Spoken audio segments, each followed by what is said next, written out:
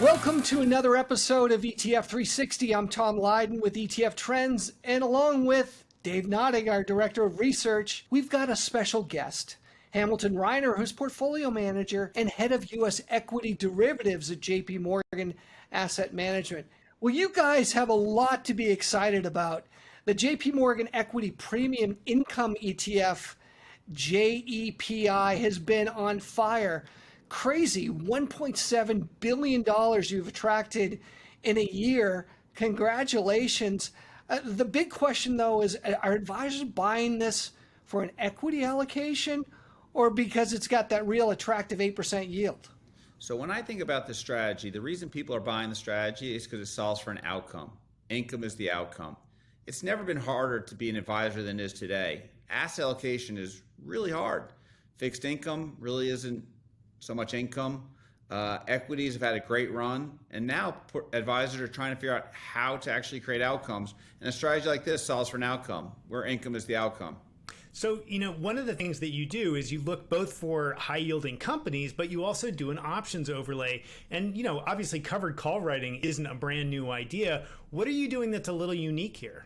So when I think about traditional call overwriting, and I've been investing in options and equities for over 30 years, traditionally, a traditional call override strategy forgoes some of the upside in return for getting income, but unfortunately, too often it eats all the downside. So we start with an underlying equity portfolio that's more conservative in nature, higher in quality, if you will, with a hope, and in most cases, in a situation where you won't eat all the downside. So Hamilton, we've had 30 years of declining rates. We're starting to see signs of inflation. The threat of rising interest rates and what that might mean to a fixed income portfolio. You've been at this for a while. Are you feeling like the moon and the stars are aligning where an options overlay strategy is right for the time? Absolutely. When you think about a traditional 60-40, most pundits, if you will, are expecting a 60-40 for the next 10 years to give you maybe 4.25%.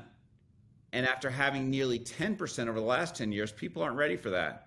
So I think the advisors are really saying, how can I put a certain amount of strategies into my clients' portfolios and not worry so much about, is it an equity, is it a fixed income, but rather, what is the outcome it's going to get, and therefore the total return. And so I really believe that this strategy is helping people solve for that risk and return and income all in one package. So you're an active equity manager, and we're obviously in some pretty crazy equity markets, the likes of which we haven't really ever seen before. One thing I've been worried about, or at least concerned about, is what are dividends going to look like over the next couple quarters? Obviously, earnings projections are all over the map, largely based on weird base effects coming from last year. When you look at dividends over the next, say, couple quarters, are you expecting any surprises? Now, dividends right now, the S&P 500 dividend is about 1.4%, which is either a near record low or a record low. I think that as we come out of COVID, and it seems like we're beginning to emerge quite nicely, companies are going to feel more comfortable about either raising their dividends or having them grow a little bit. And so when I think about yield right now, I think yield is tough to come by, but I would anticipate dividends increasing at this point more so than staying flat as earnings are good and we're emerging from COVID. Hamilton, we've seen individual investors and financial advisors vote with their feet, and they're taking their marbles and going home on the income side. Over $5 trillion in money market funds. Money market funds are at huge levels right now. Alternative income seems to be the thing that folks are talking about. So for the average advisor out there, talk a little bit about allocation, what alternative income strategies can do for a portfolio. Sure.